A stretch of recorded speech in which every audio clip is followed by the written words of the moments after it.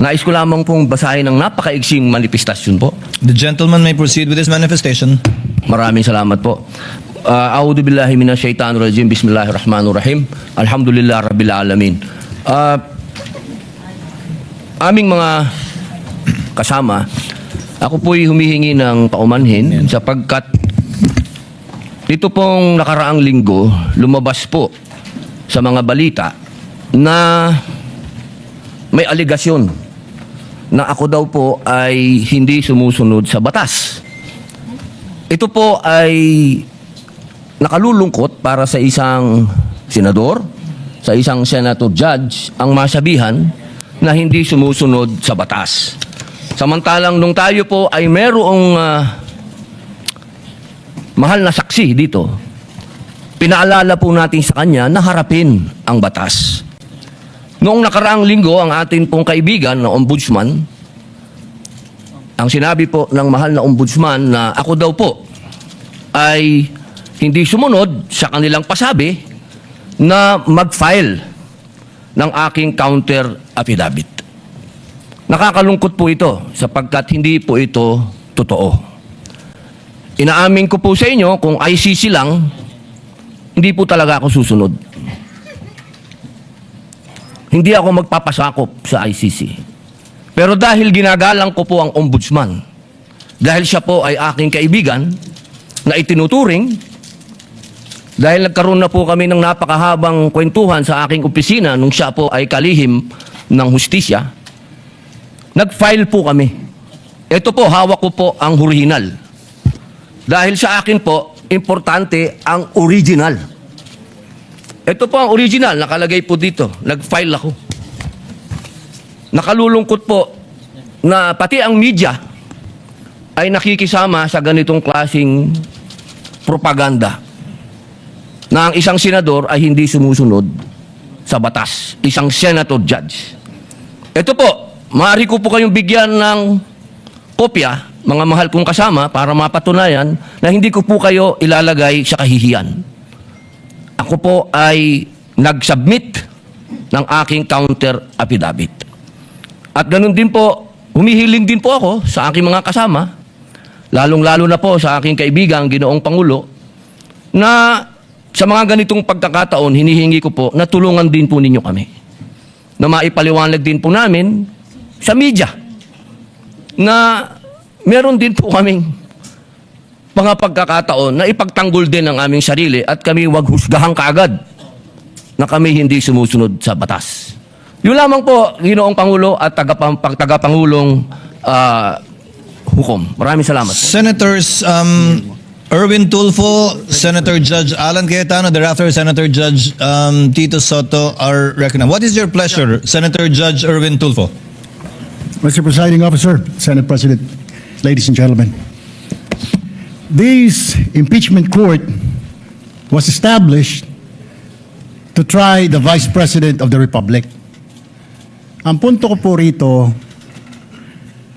kasi napapansin ko po ilang araw na nagagamit po natin ang impeachment court, ang oras po ng impeachment court sa pagpapaliwanag. Naintindihan ko po ang posisyon ng aking kaibigan, si Senador Robin Padilla, yung kanya pong frustrations. Pero gusto ko lang po sana ipaalala sa ating presiding officer, sa ating pong Senate President, at matanong, ano po ba ang ating ginagamit na rules ngayon? Pwede po ba yung mga problema po labas sa impeachment court na ito o labas sa kaso ng Vice President ay dadalhin natin dito? Di po ba ang korte na ito na itatag para po sana kay Vice President at kay Vice President lamang? Mga ebidensya, mga testimonya, mga pahayag patungkol lamang po sana sa impeachment ng Vice President. Kasi dito pong mga nagdaang araw, Mr. Presiding Officer, Senate President, mga kasama, napansin ko po na nagagamit ang oras po ng impeachment court sa pagtatanggol po ng mga nakaraang araw ng sarili ng ilan sa mga kasamahan natin sa mga akusasyon. This is not the right forum and the right venue and not the right time to explain your situation. kung gusto po ninyong mag-eksplika ng inyong mga saloobin, problema, maaari naman po ninyong gawin yan sa labas po ng oras ng impeachment court. Maaari pong sa press conference, nandyan naman po ang Senate media. Anytime po, nandoon sila sa Senate briefing room, press briefing room. Maaari din po sa Facebook o sa YouTube magpaliwanag. Huwag po nating gamitin ang oras ng impeachment court sa pagpapaliwanag o sa pagtatanggol ng ating mga sarili simula pa po noong nakaraang linggo. Because the time we waste here to defend ourselves, defend what we believe or what have you, is an injustice to the Vice President. Yung oras po na ito dapat ilaan natin sa pakikinig sa depensa ng Vice Presidente, sa mga akusasyon laban sa Vice Presidente, hindi po pagdidepensa sa mga sarili natin kung tayo inaakusahan ng kung anong mga ahensya, kung tayo po ay may mga kaso, may mga investigasyon. This is not the right forum, Mr. Presiding Officer, Mr. President, Senate President. This is not the right place. This court was established, was created, the impeachment court, for the Vice President and Vice President only.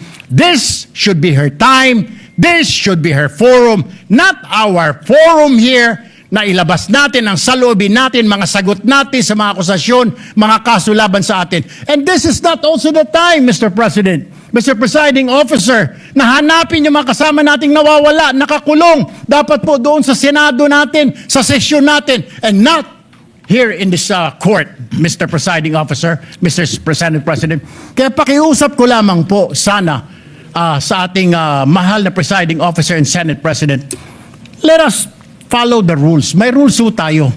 Kung hindi naman ho patungkol sa Vice President na sasabihin natin, hindi naman po patungkol sa depensa o prosekusyon ng Vice Presidente natin, then wag na ho natin payagan na magsalita pa po dito because nasasayang.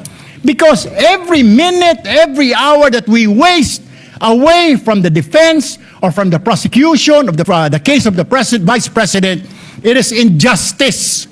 It is called injustice to the Vice President, to her family, yung anguish, yung kanyang sama ng loob, yung oras na nakabinbin ang kaso na ito. Let us do this impeachment trial as quickly as possible. If we have to clear the Vice President, then let's clear her.